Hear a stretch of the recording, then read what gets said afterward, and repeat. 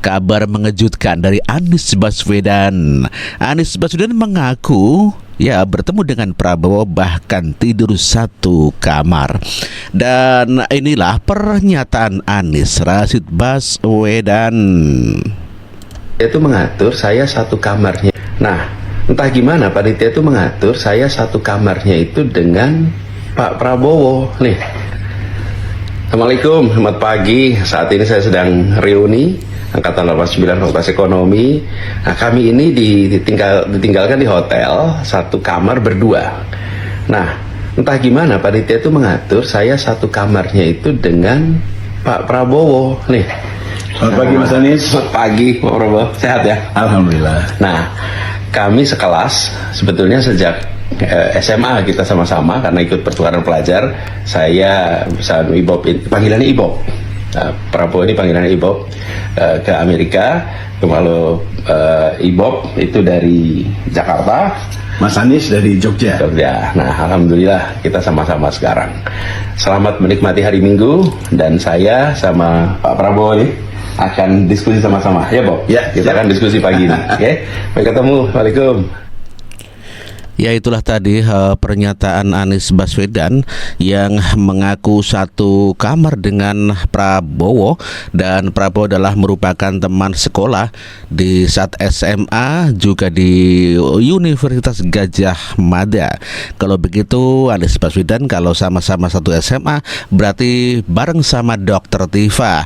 Ya, karena Dr. Tifa mengaku bahwa Anies Baswedan adalah teman satu kelas, bahkan sudah menang atau menjadi juara ini dan itu. Dan inilah pengakuan Dr. Tifa yang mengakui bahwa Anies adalah teman satu SD hingga sampai SMA. Dan kita dengarkan Dr. Tifa yang mengakui bahwa Anies juga akan menjadi sekjen PBB. Inilah pernyataan Dr. Bicara Tifa kepada Bapak dan Ibu yang belum mendukung Mas Anies. Saya adalah sahabat beliau dari kecil. Kami teman SD, udah sama-sama juara ini dan itu. SMP-nya beda, tapi kami tetap bersahabat. Kami ketemu di SMA 2 Yogyakarta. Kami adalah kawan OSIS dari kelas 1. Beliau waktu itu jadi wakil ketua OSIS, saya menjadi sekretaris umum. Kami bersama-sama, besar bersama di SMA 2. Lalu kemudian pada waktu kelas 2 kami menjadi capres. Jadi calon ketua OSIS. Jadi saya adalah pesaing beliau. Beliau adalah pesaing saya. Tapi saya tahu di situ bahwa kan saya kurang dibanding Mas Anies waktu itu. Kenapa? Posisi saya tidak menguntungkan karena ketua OSIS sebelumnya perempuan. Sebagaimana lazimnya di sekolah kami, biasanya suka gantian. Karena itu pada waktu saya bicara pidato untuk pemilihan ketua OSIS, saya justru minta kepada teman-teman untuk memilih beliau. Ya, kenapa? Karena selama 1 tahun kami bersama di OSIS, saya melihat bahwa Mas Anies memang dipersiapkan menjadi pemimpin besar oleh keluarga, oleh lingkungan, dan oleh barangkali juga bimbingan dari Allah SWT. Jadi saya di sini menjadi saksi bagaimana Mas Anies tumbuh berkembang dengan baik, sebagaimana seperti yang Bapak Ibu semua saksikan sekarang. Beliau adalah anak yang baik dan beliau adalah manusia yang baik. Saya waktu itu sampaikan ke Mas Anies, Nis ya, beda usia 1 tahun, beliau lebih tua dari saya, jadi sekarang saya panggilnya Mas Anies aja ya. Nis, suatu saat nanti kamu bakal jadi orang besar. Saya prediksi kamu akan jadi menteri, ternyata benar. Sekarang mungkin Mas Anies mau nanya, Tifa, prediksikan saya jadi presiden nggak? Saya harus makmum kepada Bapak Abdullah Hamahua, bahwa kita tidak boleh mendahului takdir. Sebenarnya presiden itu kita di tahun 2024 sudah ada di Lauhul Mahfuz. Apakah itu Mas Anies ataukah orang lain? Tetapi sebetulnya yang ingin saya sampaikan di sini bahwa pemilihan presiden ini harus kita kawal dengan sebaik-baiknya, agar menjadi suatu sejarah yang indah bagi negara ini karena sudah kadung carut marut. Dan keindahan dari pemilihan presiden itu saya percayakan kepada Mas Anies.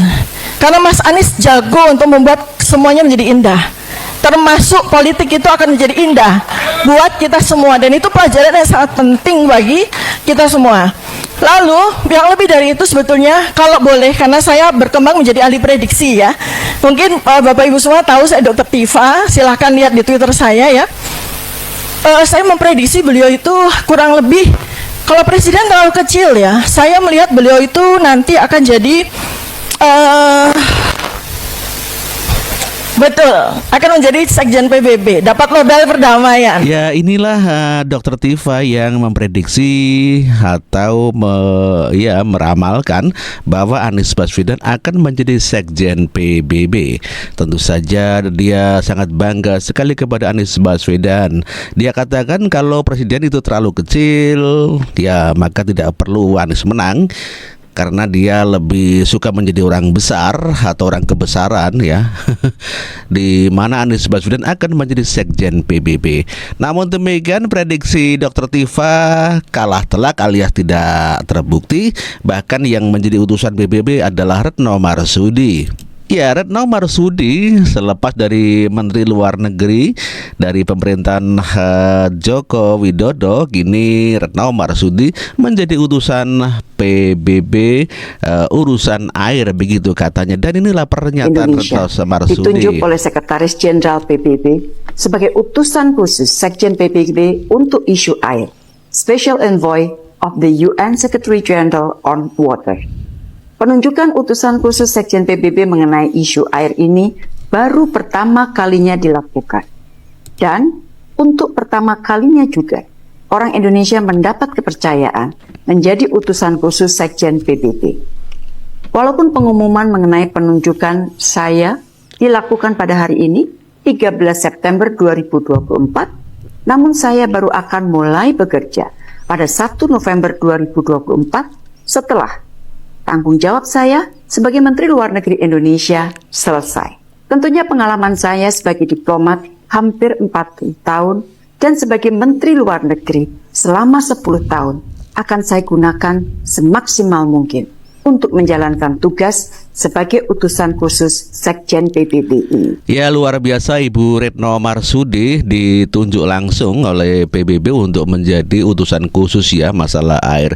Tak sia-sia untuk Pak Joko Widodo yang mengkader Ibu Retno Marsudi dan akhirnya dilirik oleh PBB menjadi utusan khusus. Selain Dr. Tifa yang menghayal Anies Baswedan menjadi Sekjen PBB, pendukung Anies yang lain juga sangat yakin kalau Anies Baswedan selepas dari gubernur dan gagal menjadi presiden, dia dilirik oleh PBB.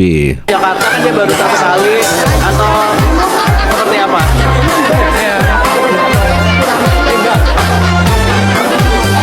Pengen dilirik oleh dunia untuk menjadi Sekjen PBB. Oh, oke.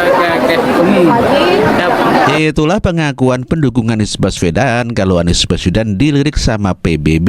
Ya, PBB punya mata ya, sehingga bisa melirik ya. Kalau melerok beda lagi.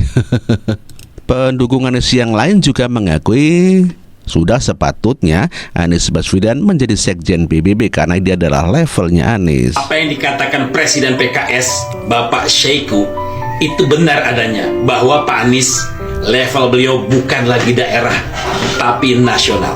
Ini kita lihat. Pak Anies Rashid Baswedan sebagai capres pada 2024, saya kira beliau ini sudah menjadi tokoh nasional. Jadi jangan kemudian didegradasi kembali sebagai tokoh daerah ya. Nah, bahkan sudah level internasional. Beliau menjadi pembicara level dunia, bahkan menjadi anggota Dewan Universitas Oxford di Inggris yang dibangun tahun 1096, satu-satunya intelektual dari Indonesia, di mana sebelumnya sudah ada dari Cina, India, Jepang, Malaysia. Itulah ya boleh dikata adalah merupakan pujian yang sangat luar biasa kepada Anies Baswedan. Kalau Anies Baswedan adalah tokoh nasional, bahkan ditunjuk ya menjadi apa namanya itu di Universitas Oxford begitu ya. Dan Anies memang sudah levelnya luar negeri ya. Kalau di Indonesia luar negeri itu artinya adalah sekolah swasta begitu ya.